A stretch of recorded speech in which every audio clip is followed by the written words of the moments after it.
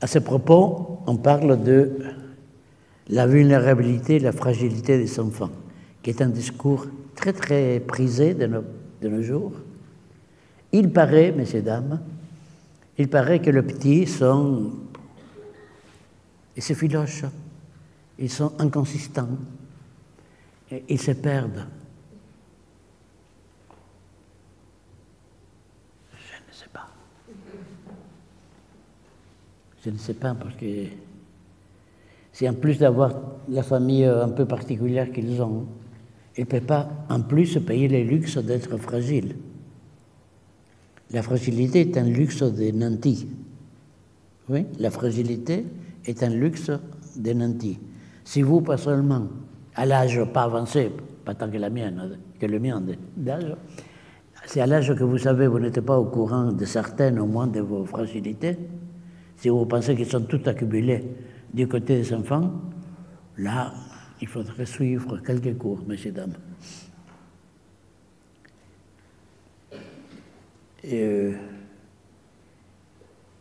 Les enfants sont consistants. Consistants. Ce n'est pas Robocop, hein? Ce n'est pas Tarzan. Mais ils savent s'arranger. Sans parler de combien d'histoires entre papa et maman sont provoquées par les petits de 2 ans qui a dit à maman avoir vu papa dans la rue avec une madame. Je cite cet exemple réel. Des enfants, on peut tout dire, sauf qu'ils sont angéliques. Ça, c'est bien pour les dessins, vous voyez, pour la Renaissance, c'est bien les chérubins à poil, avec la dame, etc. Mais non, les enfants ne peuvent pas. Dans le monde où ils vivent, avec les histoires qu'ils s'écoutent, qu'ils entendent à la crèche ou à la cour à la cour d'autres enfants, les enfants sont consistants. Je ne dis pas qu'ils sont tout puissants. Bon, il ne faut pas passer d'une exagération à l'autre. Je ne dis pas qu'ils sont tout puissants. Ce que je dis, c'est qu'ils sont consistants, qui parfois survivent à des parents terribles. Il faut dire un grand romancier français, Jean Cocteau, le parent terrible. À quel prix s'en sort l'enfant? Pardon? À quel prix s'en sort l'enfant? Qu'est-ce que vous pensez? Ce que vous dites, ça crée une réaction. Oui, bon, ça fait pour, ma chère, oui.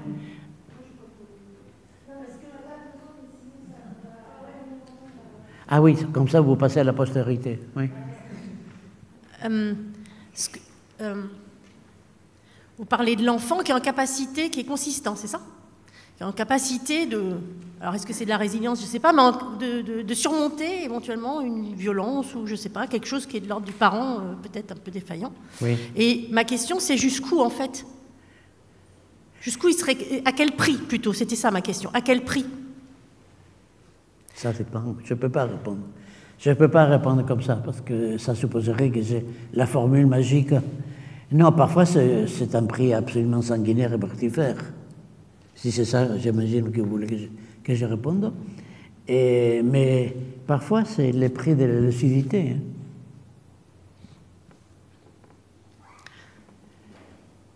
Je ne comprends pas tout à fait où vous voulez nous emmener, en fait, parce que ce que j'entends, enfin, nous, dans notre pratique aussi, c'est qu'à un moment donné, quand même, l'enfant a une étape de sa vie, il a une certaine fragilité, pas une consistance.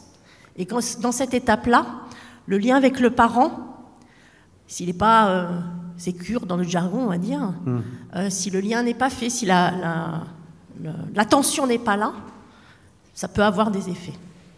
Et du coup, voilà.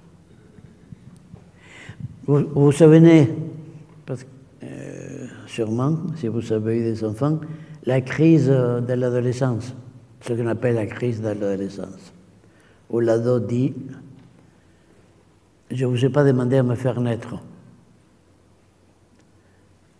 Je vous propose une réponse. » à l'ado qui dit « je ne vous ai pas demandé à me faire naître », vous pouvez lui dire « non, on ne savait pas que c'était toi ». Ça calme beaucoup, hein. Ça calme beaucoup. Je ne dis pas qu'on peut tout dire aux enfants. Évidemment, ce serait tout à fait inquiétant pour ma santé mentale. Je ne dis pas qu'on peut tout dire aux enfants. Je dis qu'on ne peut pas tout dire à personne. Je vous laisse la phrase. Si vous la voulez, hein. Vous pouvez la mettre à la poubelle.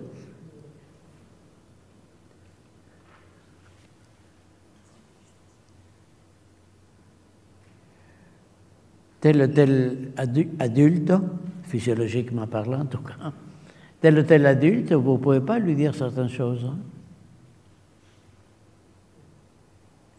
Il va avoir des malcompréhensions, comme dit un Québécois, malcompréhensions fortes. C'est pas que les enfants sont tout puissants et on peut tout leur dire. Évidemment, je ne dis pas ça. Mais ce que j'ai dit, ça oui, très fort et très discutable, c'est qu'à personne, on ne peut tout dire. À personne, on ne peut tout dire. Et chacun de nous a la tête pleine de 1000 exemples dans ce sens. Des choses qu'il a reçues ou qu'il a dit, qui peut faire plus de dégâts qu'autre chose.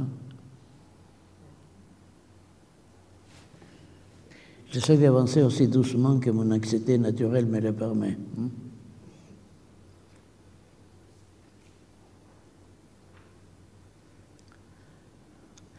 La vulnérabilité, la fragilité des enfants n'existe pas en dehors d'une problématique charitable.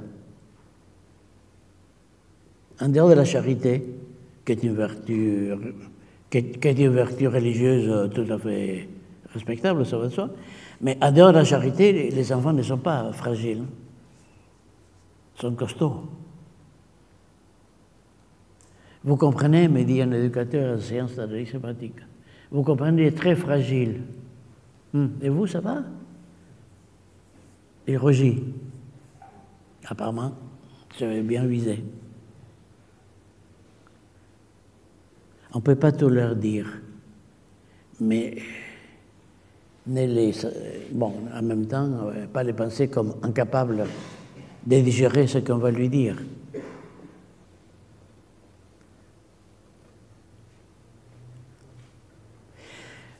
Beaucoup d'histoires de couples et de familles sont provoquées par la prédominance de cette conception charitable qui imagine les enfants paumés, sans consistance, sans ressources.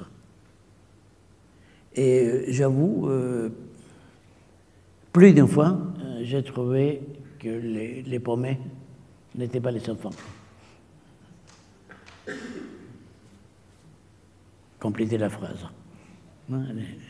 Les vulnérables ne sont pas forcément les enfants.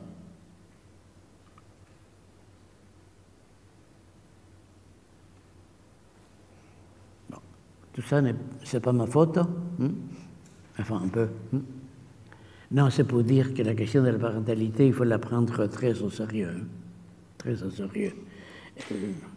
Par exemple, réviser le leitmotiv, le principe, les enfants sont vulnérables. Non.